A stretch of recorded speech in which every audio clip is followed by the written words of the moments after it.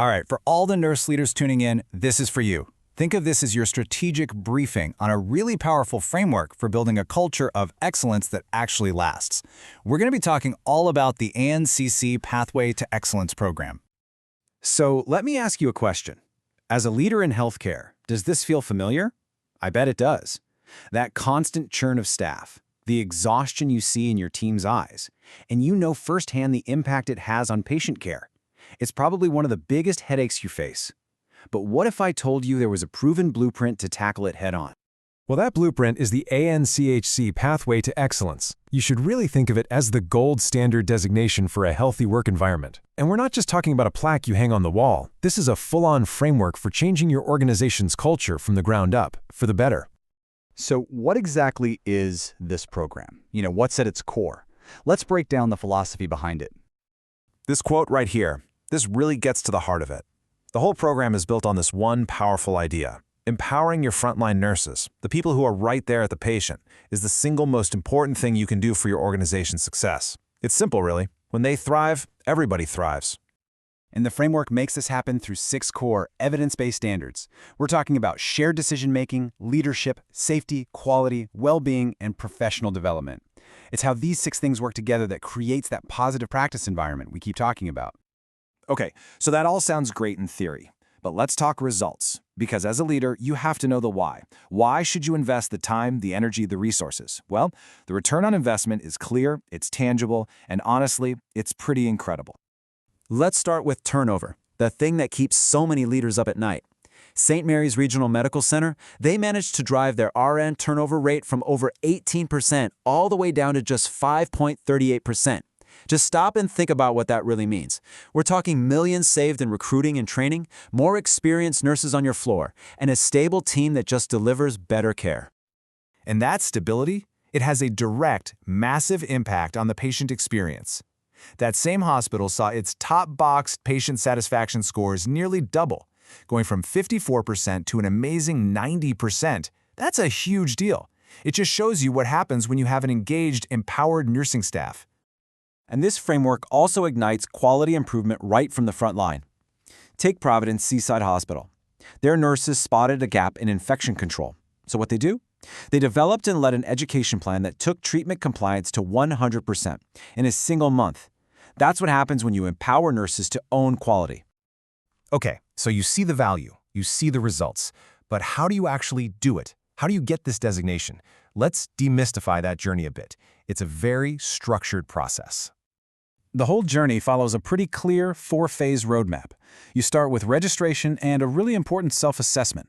Then you build your case, you craft what's called the Pathway Standards document. After that comes the most important part, the nurse survey, where your own staff validates the culture. And finally, the commission reviews everything. It's rigorous for sure, but it's designed to be manageable. And that nurse survey, that is the absolute key. It's what truly sets Pathway apart from everything else. See, this designation isn't based on what leadership says in a document. It's earned when your entire nursing staff confidentially says, yes, this is real. This is what it's actually like to work here. And let me tell you, the bar for passing that survey is high. You need at least 60% of your nurses to even participate, and then the vast majority of them need to respond favorably on pretty much everything. So you can't just write a good application, you have to truly earn this from your team. Now, a question I know a lot of you are probably thinking is, okay, but how does this compare to the ANCC's Magnet program? That's a huge strategic consideration, so let's break down the differences. Really, the 2 programs just have different focuses. Pathway is all about building that positive practice environment, and it's validated directly by your nurses in that confidential survey. Magnet, on the other hand, is more focused on documenting superior patient outcomes, which gets validated by an on-site visit. There are also different education requirements for your CNO. So the key here is that one isn't better than the other, they're just different tools for different strategic goals. All right, let's do a quick rapid-fire round. Time for some myth-busting to clear up a few things people get wrong about this program. First one up, is this program just for small, rural hospitals? You hear that one a lot. Yeah, that is a definite myth. The fact is, the Pathway framework is incredibly scalable. It's working right now in tiny, critical access hospitals with fewer than 20 beds and in massive 1,000-bed medical centers. Size is simply not a factor. Okay, next myth. Is Pathway just a warm-up act for Magnet? Is it just a stepping stone? The fact is, while, yeah, some organizations do use it to build a great foundation for a future magnet journey, many others pursue Pathway as a powerful, standalone credential. It is a mark of excellence all on its own, and for many, it's the perfect fit for their goals. So if you're feeling a little inspired and you're wondering, okay, what do I do next? Let's look at your first, concrete, totally actionable steps. Getting started is way less intimidating than you might think. There are really 3 simple first steps. First, download the free self-assessment tool from the ANCC. It'll give you a clear, honest look at where you are right now. Second, go explore the online Pathway learning community. You can connect with people who are on this journey or have already done it. And third, just start talking about a realistic internal timeline for your own organization. And why does all this work matter so much? Because at the end of the day, it leads to this.